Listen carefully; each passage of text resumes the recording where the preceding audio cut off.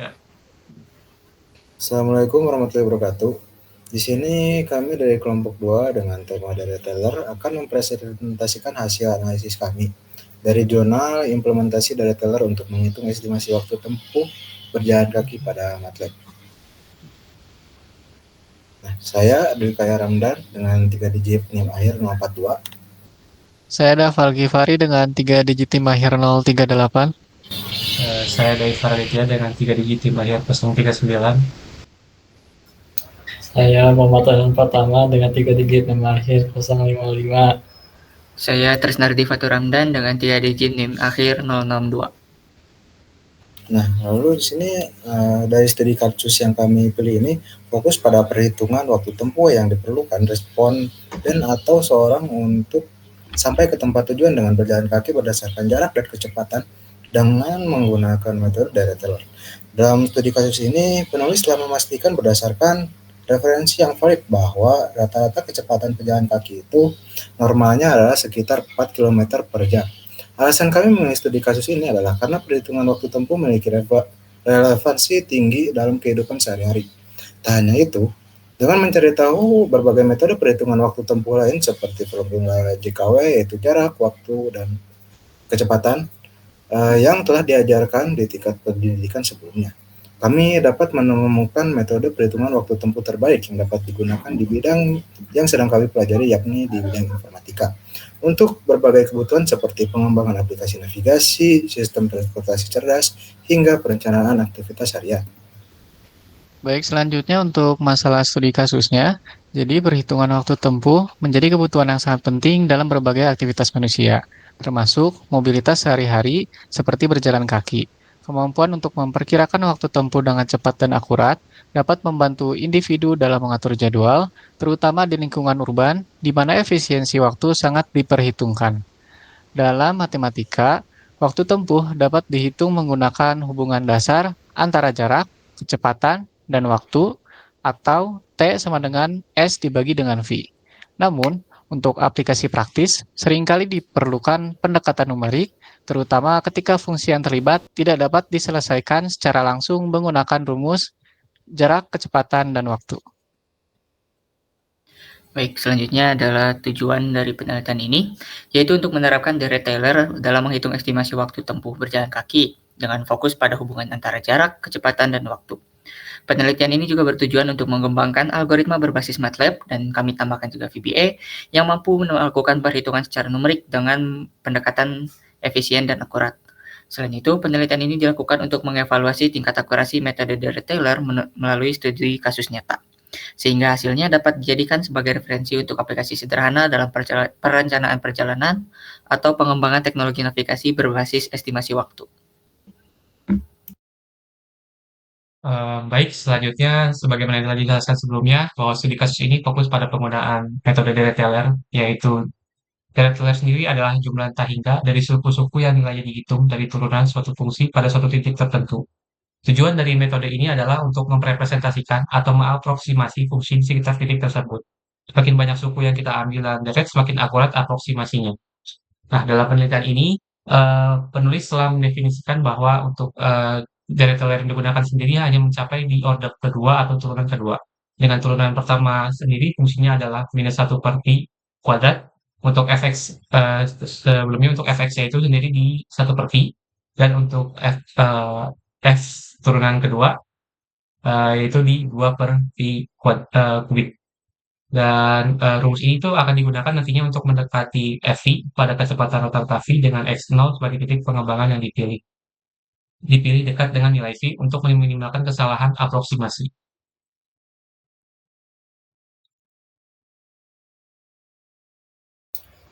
Untuk selanjutnya, yaitu kita akan coba untuk membahas secara perhitungannya. Yang pertama ini ada perhitungan secara manual, di mana rumus umum dari Taylor, yaitu fx0 ditambah f ditambah turunan pertama x0 dikali x min x0 dan seterusnya. Ini itu kita coba hubungkan dengan rumus yang biasanya kita pakai dalam menghitung dalam menghitung jarak waktu.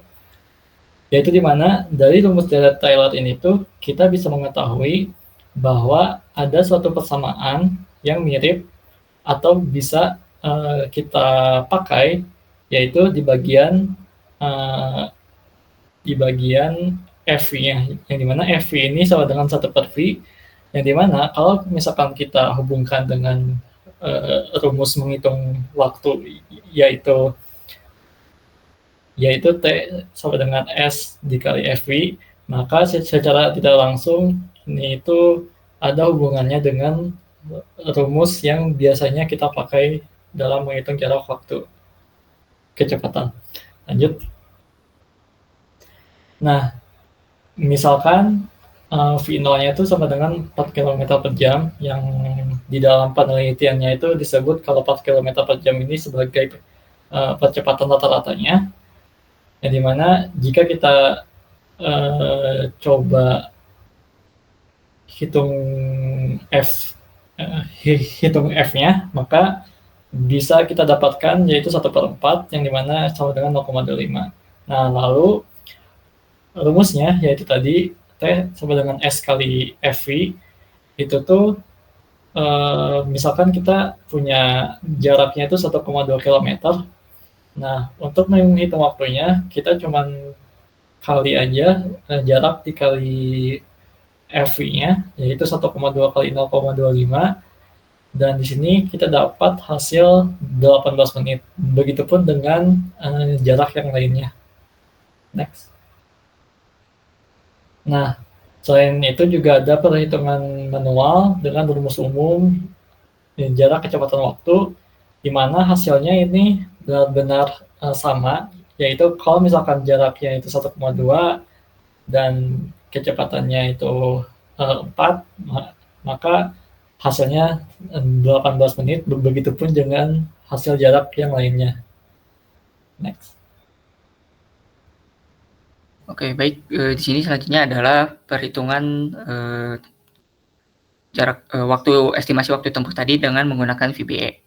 Di sini potongannya yang pertama adalah dengan pendefinisian variabel-variabelnya terlebih dahulu, di mana yang pertama adalah X0, yaitu kami menggunakan kecepatan yang seperti yang telah rekan saya jelaskan sebelumnya, yaitu menggunakan 4 km per menit atau di sini adalah 4. Kemudian selanjutnya adalah penetapan untuk X0-nya, yaitu di sini fungsi awalnya, kemudian juga F turunan F-nya, dan turunan kedua F-nya sendiri.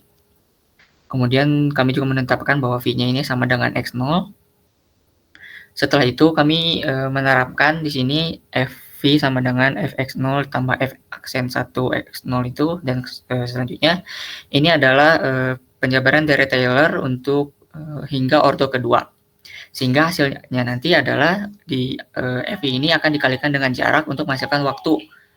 Namun dalam saat ini bentuknya ini masih dalam bentuk detik, sehingga perlu dikalikan 60 dengan 60 hingga menghasilkan estimasi waktu tempuh dalam bentuk menit. Di sini contohnya adalah untuk jarak 1,2 km, dengan menggunakan ini akan dihasilkan estimasi waktu tempuhnya adalah 18 menit, sama seperti perhitungan manual sebelumnya.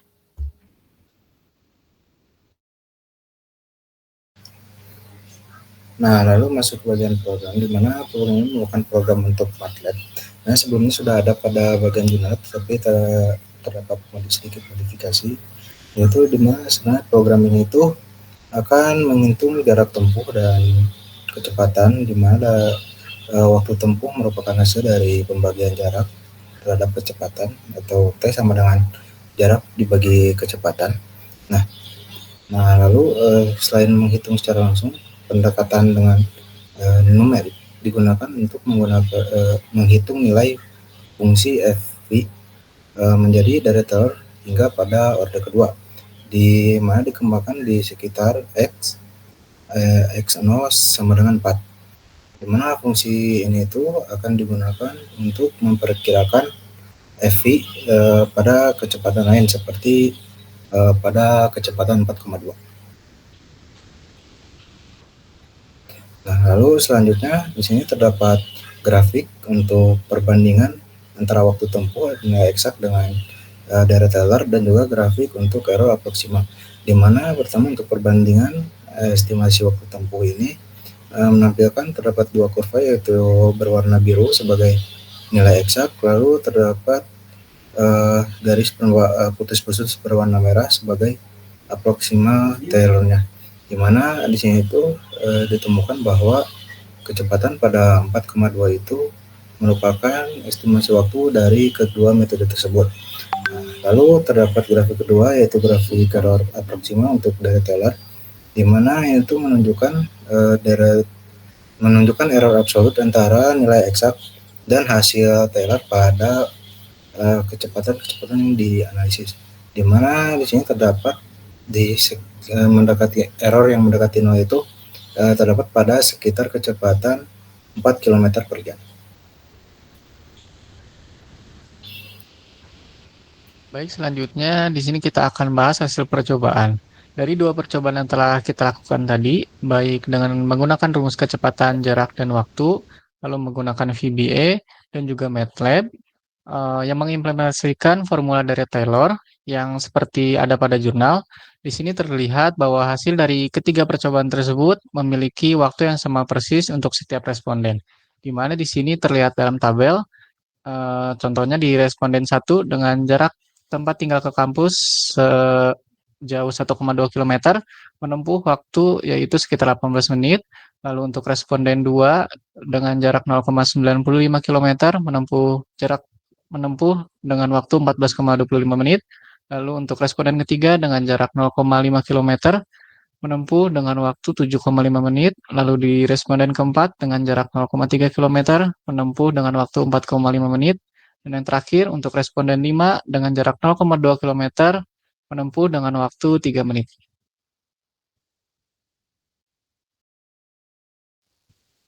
Baik, mungkin selanjutnya kita masuk ke bagian analisis dan mungkin di sini akan timbul pertanyaan mengapa hanya dua turunan yang digunakan. Di sini saya akan coba bahas dari dua pendekatan, baik praktikalnya berdasarkan jurnal. Dari jurnal sendiri tertuliskan bahwa nilai X0 yang digunakan oleh fungsi deret Taylor ini memiliki nilai yang sama atau mendekati nilai V. Yang dimana pada jurnal sendiri di sini mencantumkan bahwa nilai X0 itu sama dengan V. Yang dimana hal ini akan berdampak pada implementasi fungsi deret Taylor, khususnya pada turunan pertama dan juga seterusnya, yang akan selalu menghasilkan nilai 0.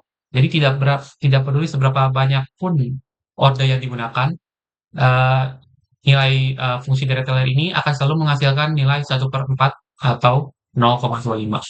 Yang dimana hal ini juga seolah-olah berdampak ke dalam penggunaan fungsi deret ini seperti penggunaan rumus JKW, karena 1/V yang dimana itu adalah seperti jarak per kecepatan. Yang dimana dalam implementasi pembahasan tadi juga kan setelah dibahas bahwa rumus ini tuh akan dikalikan dengan jarak dari masing-masing responden atau mahasiswa. Next. Nah, ini mungkin menimbul pertanyaan juga. Jadi apakah deret Taylor tidak digunakan? Eee, Secara praktikal deret Taylor tetap digunakan, namun tidak maksimal dan masih tetap valid, tetapi esensinya sendiri yang tidak benar-benar dirasakan pada penerapan studi kasus ini. Yang dimana hasil akhir fungsi deret Taylor ini dengan pendekatan X0 yang sama dengan V itu akan selalu menghasilkan nilai 1/4 atau 0,25. Oke, sebagai tambahan tadi secara teori sendiri, semakin banyak order, sebagaimana yang telah dijelaskan sebelumnya, semakin banyak order yang digunakan, maka semakin akurat nilai aproksimasi yang akan dihasilkan. Lanjut ke temuannya. Di sini kita jadi tahu gitu, di sini ada X0 atau titik aproksimasi yang digunakan oleh jurnal yang menjadi referensi kami, memiliki nilai yang sama dengan nilai X pada fungsi fx yang digunakan pada formula dari Taylor yang tadi dijelaskan oleh Daiva, yaitu bernilai 4. Hal ini menyebabkan formula dari Taylor pada turunan pertama dan turunan kedua memiliki nilai 0 yang disebabkan oleh X min X0 sama dengan 0. Di mana hal ini menyebabkan seolah-olah dari Taylor tidak digunakan. Lalu kenapa sih X0 bernilai 4? Nah, kami sendiri belum mengetahui pasti, namun pada jurnal sendiri disebutkan bahwa nilai X0 ini digunakan karena mendekati nilai kecepatan yang digunakan, di mana dalam hal ini adalah nilai V atau kecepatan. Atas dasar hal ini, kami melakukan percobaan lain di mana nilai X0 yang kami gunakan adalah sebesar 3,9, di mana kami memperoleh hasil sebagai berikut di slide selanjutnya.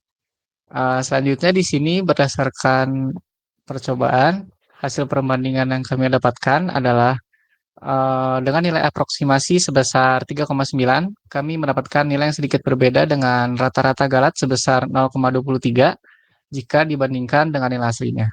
Nah, hal ini tuh membuktikan bahwa X0 atau titik aproksimasi akan mempengaruhi hasil akhir, di mana semakin mendekati nilai eksak, maka hasilnya akan semakin akurat.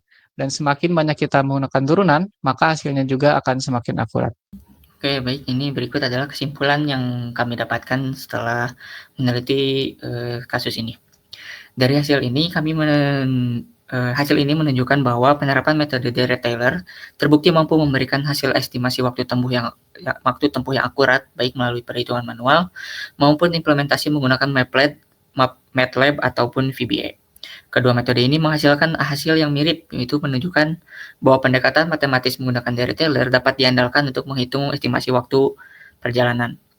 Penggunaan MATLAB atau VBA ini dapat memberikan kita efisiensi perhitungan, terutama untuk dataset yang besar dan lebih kompleks.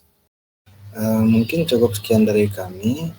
Terima kasih atas perhatiannya mengenai analisis kami, yaitu pendekatan Taylor ordering kedua di MATLAB. Wabillahi taufiq wal hidayah. Wassalamualaikum warahmatullahi wabarakatuh.